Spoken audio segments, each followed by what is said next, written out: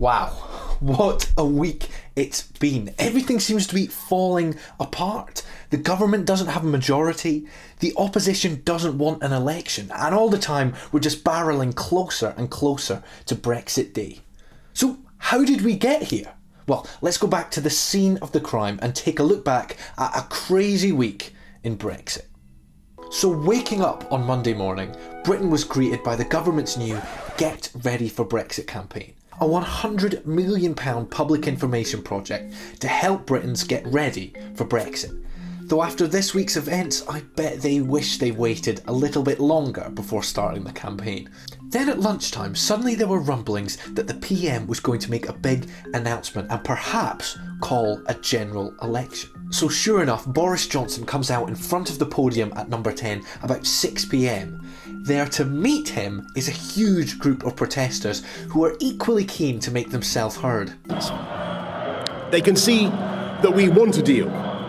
The main pull-out quote was this: I don't want an election, you don't want an election. But the subtext was clear. I don't want an election, but I will call one if anti-no deal MPs take control of Brexit the following day.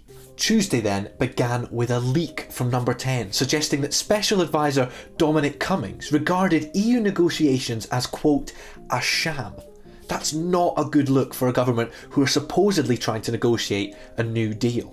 Then, as Parliament finally kicked off, Tory MP Philip Lee defected to the Lib Dems while Boris Johnson was speaking. Britain is on the verge. That is some parliamentary shade right there, and it reduced Boris Johnson's majority to 0. Then came the big vote, with the so-called Rebel Alliance winning the day by 27 votes. That meant that they took control of parliamentary proceedings on Wednesday and could put forward their bill, which took no deal off the table for good. However, there was retribution from the Empire, where the 21 Tory MPs who voted with the rebels were kicked out of the party, including Sir Winston Churchill's grandson and former Chancellor Philip Hammond. However, Hammond said he was determined to fight it on the Today programme. I am going to defend my party against incomers, entryists who are trying to turn it from a broad church into a narrow faction. Finally, on Tuesday, we had some fantastic memes about Jacob Rees-Mogg and his reclined position on the benches of the House of Commons. Here are some of my favourites.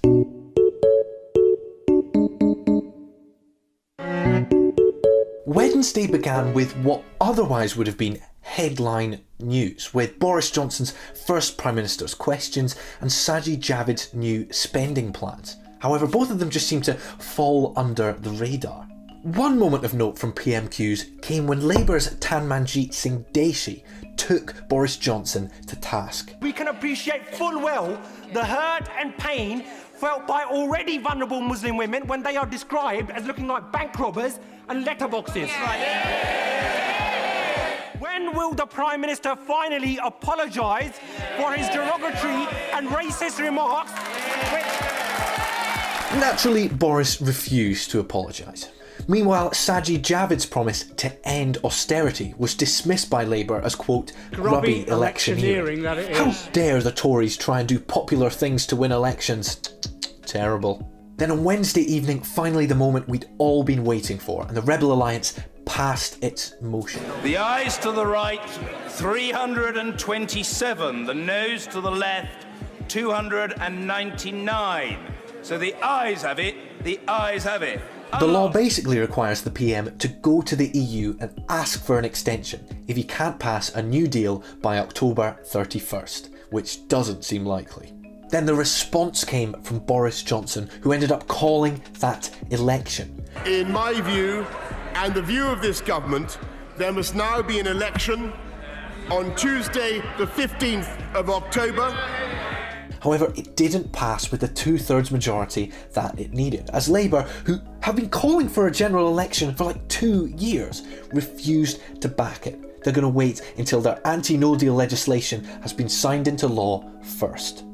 And that was Wednesday done with. And then Thursday came, which was a little bit calmer. First, Luciana Berger, who previously left the Labour Party thanks to anti-Semitism, joined the Lib Dems. It wasn't unexpected, but it shows exactly what the Lib Dems are hoping to do should a general election come. After that calm of the morning, then there was a bombshell as Joe Johnson, brother of Boris, quit as an MP. He hadn't seen eye to eye with Boris for a long time and, as many people put it, was quitting to spend less time with his family. Speaking of Boris, his team saw Thursday as the first day of an election campaign despite losing the vote.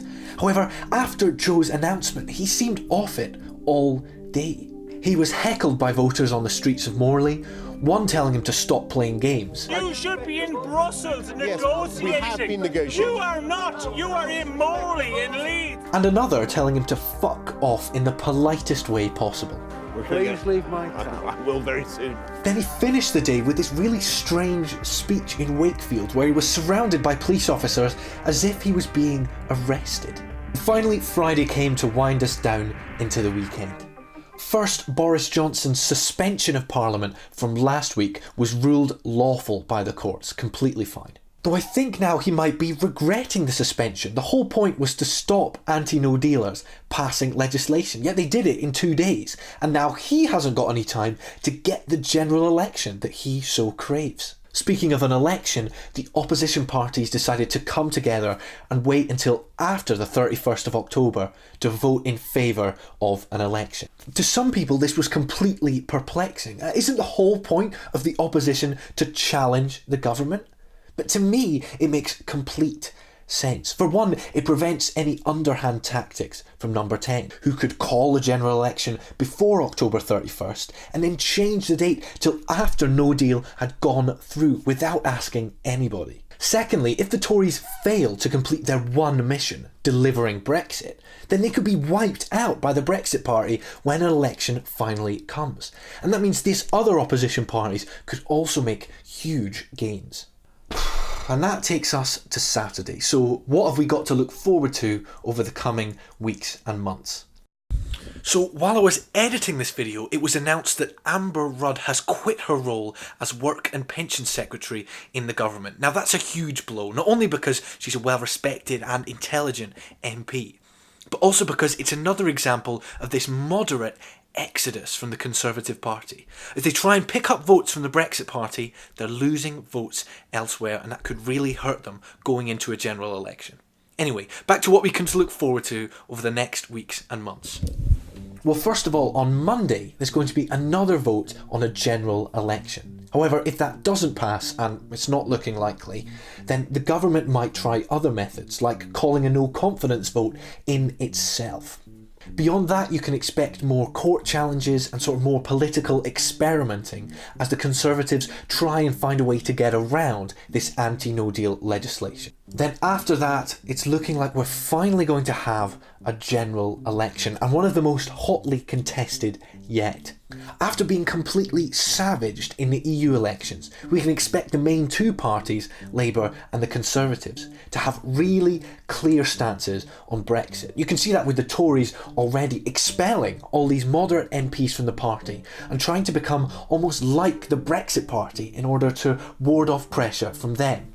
Likewise from Labour, they're putting aside their own ambitions at the moment to stop no deal, to prevent being blindsided by the Lib Dems and the Greens, etc. Whether that works and voters believe these parties' change of hearts, that remains to be seen, but it could go one of two ways. Either voters are going to swear off the main two parties, and the Lib Dems, the SNP, the Brexit Party, the Greens, probably not the Independent Group for Change, are going to do very well. Or we're going to see a result much more like the 2017 general election, where 80% of the vote went to the two main parties. That's more of a situation where you vote for Labour to keep the Conservatives out, rather than because you like Labour. Either way, any of these parties getting a majority in Parliament is looking very, very unlikely, and that's just going to make passing any sort of Brexit compromise even more difficult than it already is. We're not out of the woods yet, people. And I suppose that's the thing I'm starting to realise, that We've gone through so many weeks like this where it feels the sky is falling in with Brexit and these huge developments that are going to change everything. And then we look back and nothing really changes. We still haven't got a deal, the Tories don't know what they want, the opposition parties don't know what they want, we're barrelling towards a Brexit deadline, but at the same time it could be extended for another 3-6 months. Maybe politics just never changes. Or maybe I'm a cynic. Thank you so much for watching. I really hope you enjoyed the video. Let us know who you're going to vote for when the general election comes and why. I'd be really excited to hear your responses. For more Politically Hot, make sure you subscribe to What's Hot London and hit that bell icon for notifications. Till next time, I'll see you later.